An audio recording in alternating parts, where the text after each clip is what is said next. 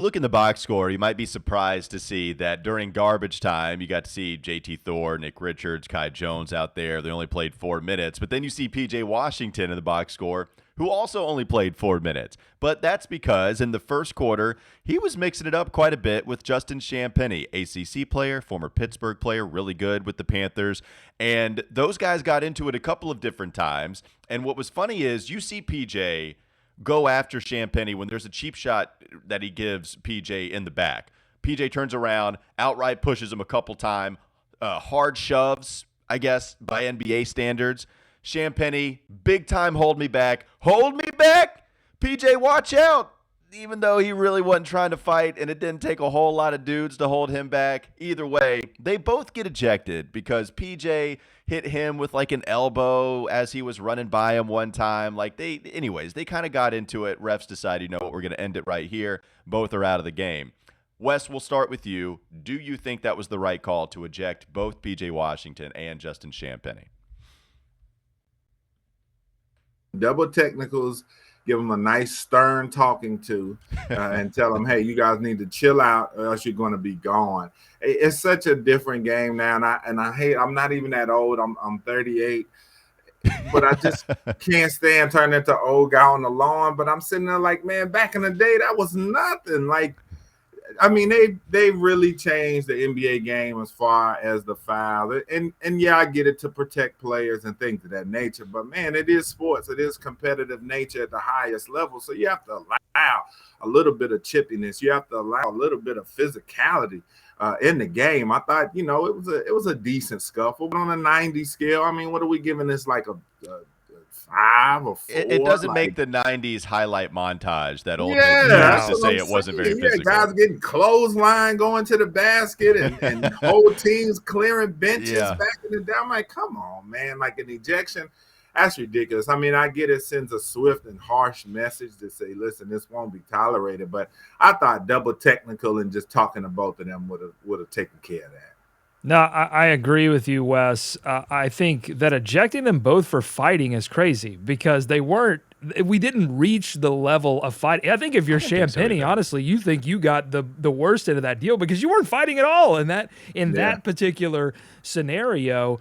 I think it's really easy to do that as a referee in an empty arena, right? I don't know. Honestly, I don't know if the crowd is there, if they are making that particular call. And here's the biggest problem that I have with it is that as a referee, you're essentially punishing these two players for missing all of those opportunities to clean it up previously. There were 3 or 4 possessions where they were going back and forth that they could have called a foul, they could have stopped play and talked to everyone. Instead, you just throw the gavel down hard, immediately when you finally, get to that end point. I just thought it was completely unfair. I don't know. I think the Hornets still should have been resilient enough to compete after PJ. I didn't think that was like a death blow to the Hornets, but it certainly was unequal because Champagnie versus PJ, Champagnie was like a kamikaze bomb that came in there and took out, one of the Hornets' better bench players.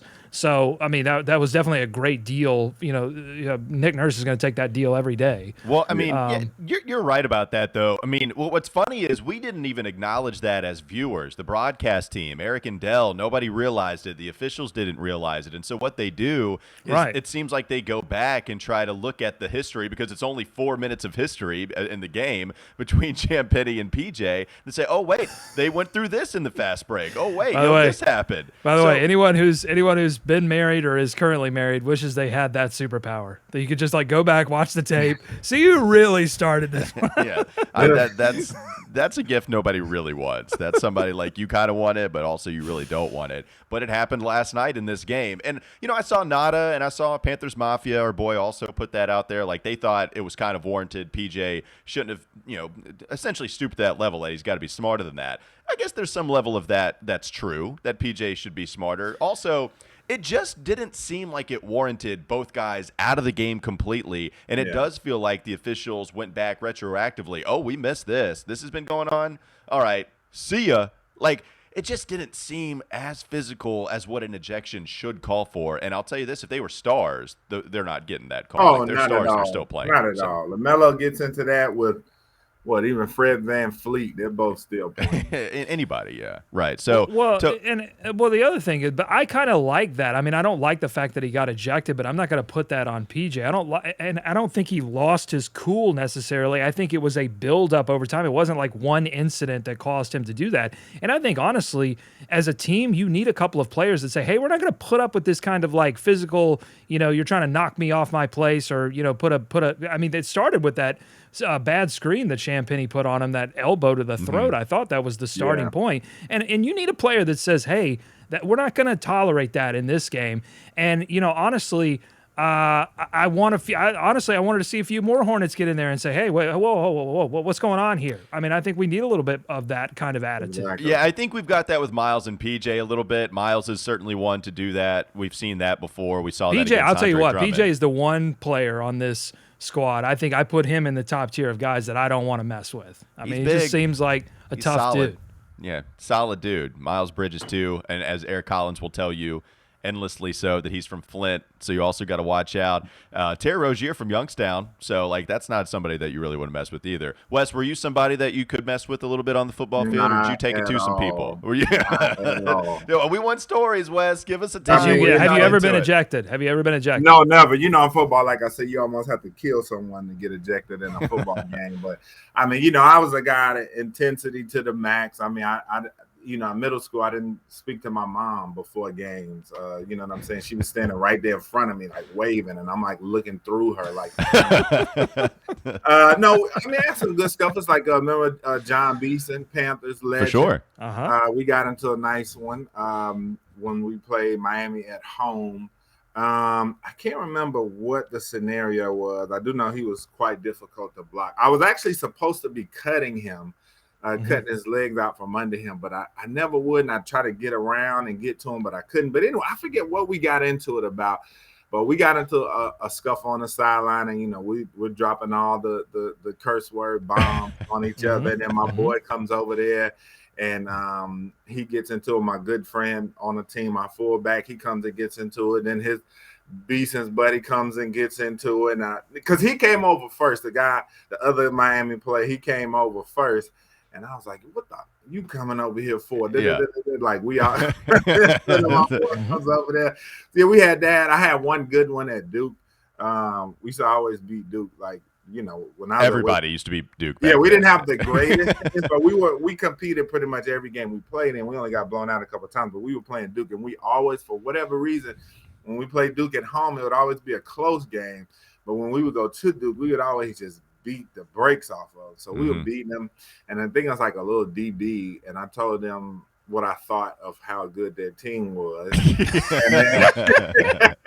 That's such an interesting way to put that, Wes. It really was. I just told them right there what I thought about how good their team was. Yeah, my views of their team, and he spit at me. Oh, yeah, no way. Yeah. So and you didn't get ejected? No, so he spit at me. So nothing connected. But me being the petty. Did you wear a visor? Was that why it didn't connect? Did it just hit the visor? I enjoyed that because that gave me a reason to get back at him at another time. So when he did that, I was like, okay. I was like, all right. Oh, God. I'll be back. So you kept receipts, is what you're saying. Exactly. No one was going to catch you at tax time. No one was going to catch you with your pants down. You kept receipts. Right. So and that's the problem with that's the problem with this PJ thing, by the way, is that next time the Hornets play the Raptors, Champagnie might be in G League somewhere. Like PJ's not even going to get to keep the receipts. Yeah. So I caught him in a pile. He was sitting down on a pile, and I was standing up. And so I just politely, stood over him and worked one up good in my mouth and just spit it right down in his back. No way. Yeah, I spit it right down his back. He was sitting right up under me, and I stood there and I just Hold on 1 second. What you said to us was that you worked one up in your mouth and then you spit down on him as you stood over him. That's what you just told us. Yeah, I mean, right in the back of his shoulder pads. Okay, so did he? So I guess did he realize it when you spit on him? I think he did, because he got so mad when I told him how good I thought that they were not, and so he got very worked up. In addition to the spit, like he was real worked up about that. So, I mean, it happens, man. It's a lot of talk going on down Okay. Because in college, the thing I liked was in high school, you couldn't do any of that type of stuff. You really had to be sneaky about what you did in high school. But college, man, once I said a couple of curse words and the ref was like right beside me and he didn't do anything but keep doing his job, I was like, oh, man. I was like, I get to curse and I can say stuff to people out here. So, I enjoyed it. But that's some disrespectful bleep, Wes. Like, that's some disrespectful stuff. Yeah, and like I said, I'm the type of dirty that if you do something dirty to me, I'm looking forward to it, man. All right, check. We will be respectful to one Wes Bryant here on the podcast. All right, let's talk about LaMelo in the next segment. We also got to debut the segment, is it straight fire or is it straight fizzle from one Wes Bryant? I know what is straight fire. It's Built Bar because it makes it easier to stick to your New Year's resolution being fit. It tastes so good. The candy bars, really, it's an energy bar, but it tastes like a candy bar. You could argue it tastes even better than a candy bar. They're covered in 100% real chocolate.